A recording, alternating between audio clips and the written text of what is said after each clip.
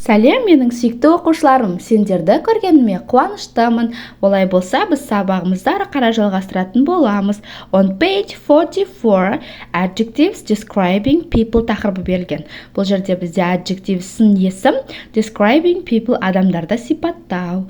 Exercise 1, check the meaning of the adjectives on page 81 of the workbook, which forward describe appearance, which are opposites. Яғни бірінші тапсырмада қораптың ішінде сын есімдер берілген. Біз сол сын есімдердің ішінен 4 сөз, яғни адамның сыртқы келбетін, көрінісін сипаттайтын 4 сөз табу керекпіз, және бір-біріне қарама-қарсы сын есімдерді жазып шығу керек екенбіз, оқушылар. Олай болса, жазамыз. Мына жерде personality, яғни адамға байланысты мінез құлық, friendly досшыл, unfriendly досшыл емес деген мағынаны білдіреді. Ары қарай өзіміз жазамыз. Appearance.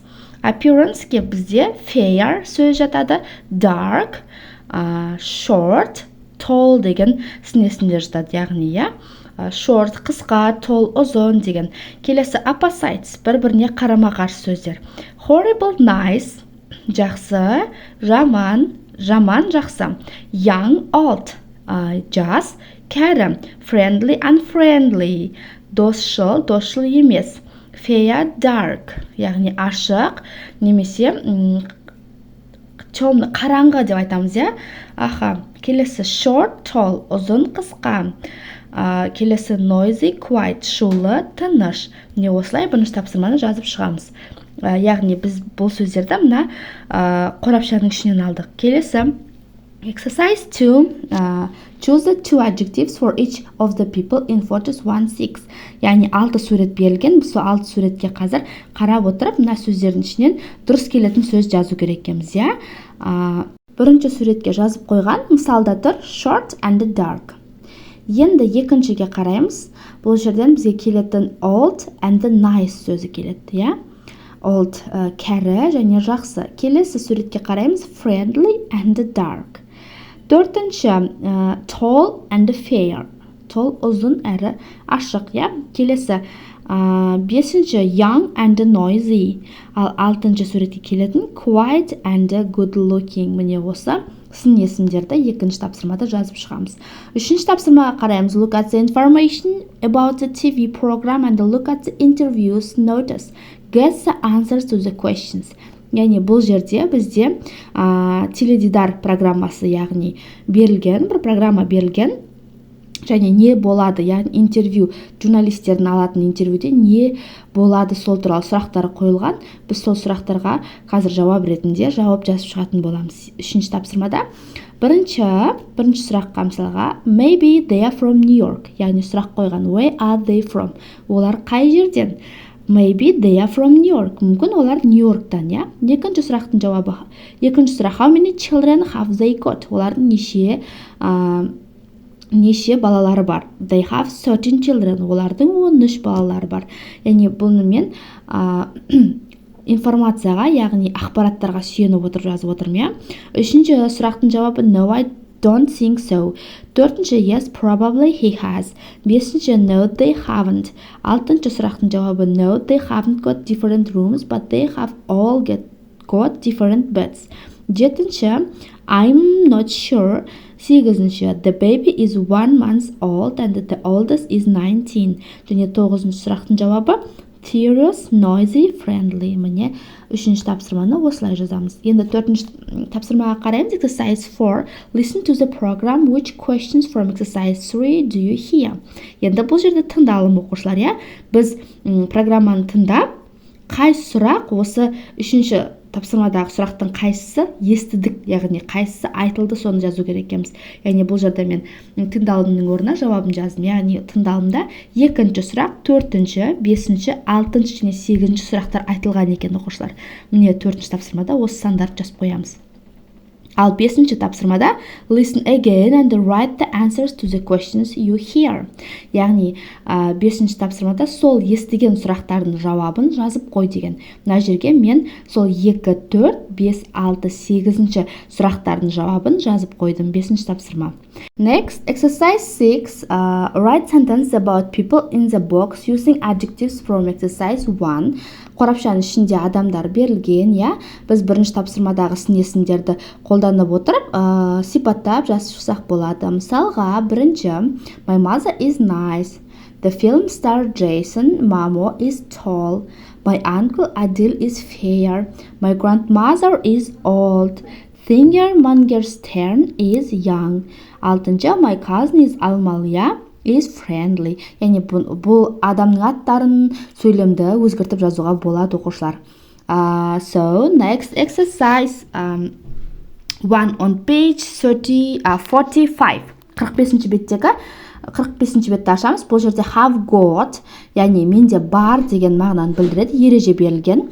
Affirmative болымды, негатив болымсыз, question сұраулы және short answer қысқа жауаптарын өтетін боламыз. Бірінші affirmative, яғни болымды сөйлемдерге they have got 12 children және Charles has got his own room сөз жатады. Негатив сөйлемдерге болымсыз the boy hasn't got fair hair немесе they haven't got different rooms сөйлем жатады. Келесі question сұрақтарға have they got any pets, has Mr. Lewis got a job сөйлемдер жатады. Және қысқа жауаптарға yes he has, мына жерде қалып кетіпті, иә. Қалған үшінші yes he has, no they haven't сөйлемдері ол бізде short answer, яғни қысқа жауапқа жатады. Міне осылай 4 бағанаға жазып шығамыз. Келесі exercise 2. Make the sentences negative, use the words in the box. Яғни қорапшаның ішіндегі haven't, hasn't сөздерін қолданып отырып, біз сөйлемді толықтырып жазу керек екенбіз. Haven't деген болымсыз сөйлем, жоқ деген сөз, ал hasn't үшінші жақта, яғни he, she, it болған кезде hasn't-ті қолданамыз, жоқ дегенді білдіреді. Яғни бірінші сөйлемде және екінші сөйлемде біз hasn't қолданамыз. Қалған 3, 4, 5, 6 сөйлемдерде біз haven't деген болымсыз сөйлемді сөзді қолданады екенбіз. Келесі exercise 3. Choose the correct words, яғни бұл жерде екі таңдау берілген, яғни hasn't немесе haven't. Тағы түсіндіріп өтейін. Have got менде бар деген мағынаны білдіреді. Haven't not қойсақ, онда жоқ деген, яғни менде жоқ деген мағынаны білдіреді.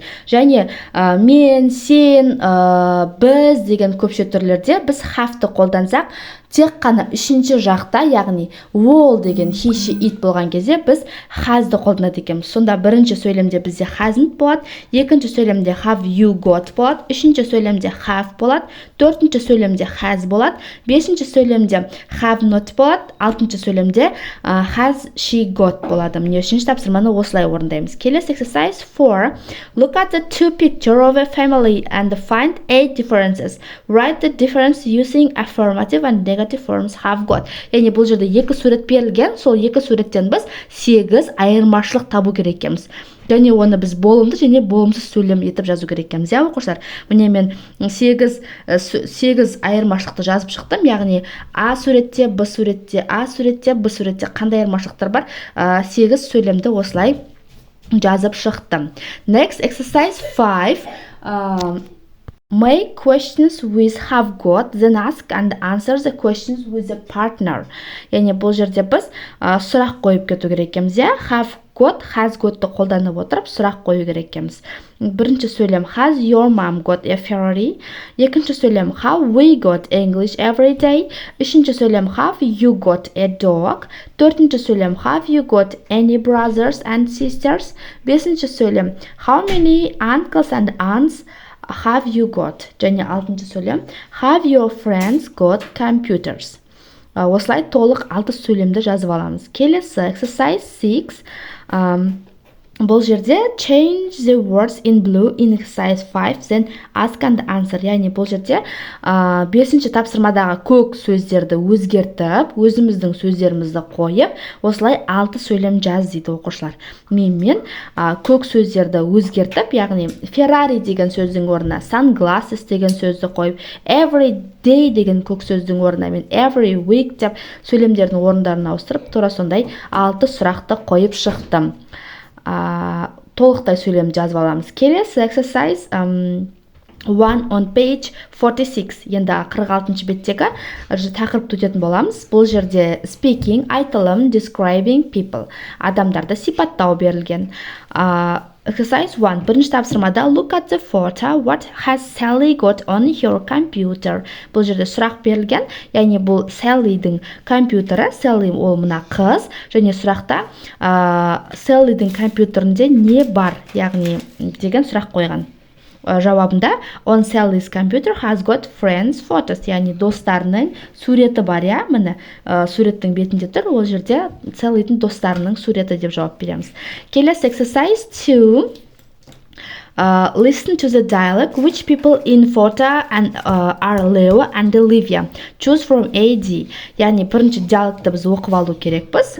Диалог берілген, және бізге сұрақ қойған, я, суреттегі кім Лео және кім Ливия, AD арасынан таңда дейді.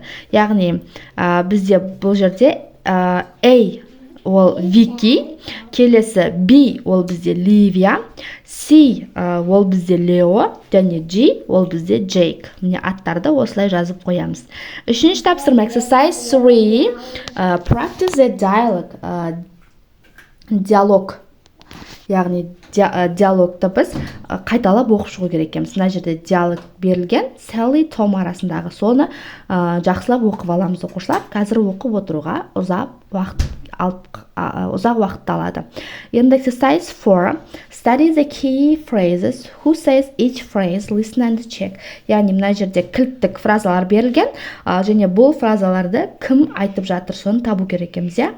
Бұл жерде Том, Томның сөздері That's a nice photo. Томның сөзі Which one is Vicky? She looks nice. Міне осы сөздер бізде Томның сөзі болады.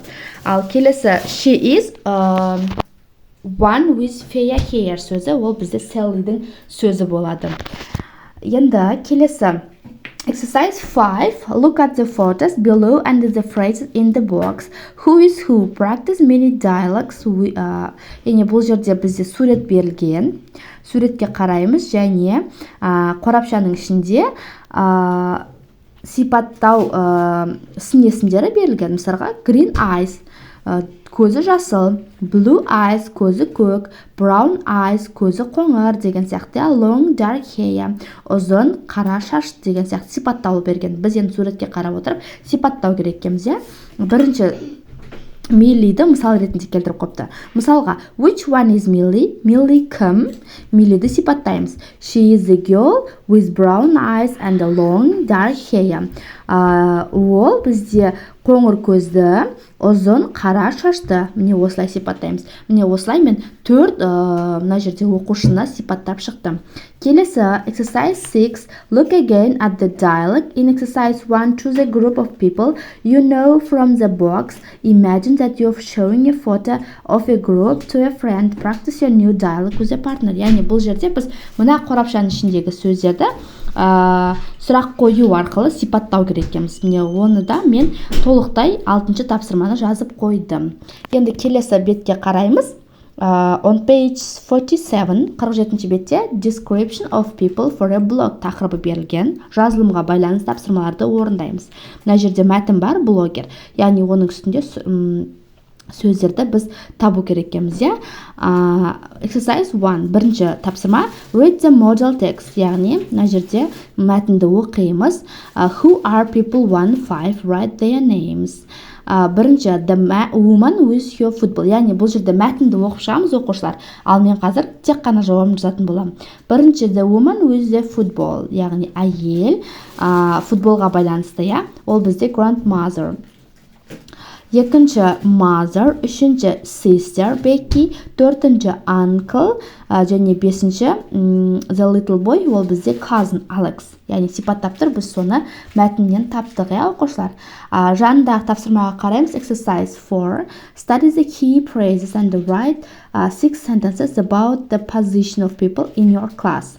Бұл жерде 4-ші тапсырмада кілттік сөздер берілген.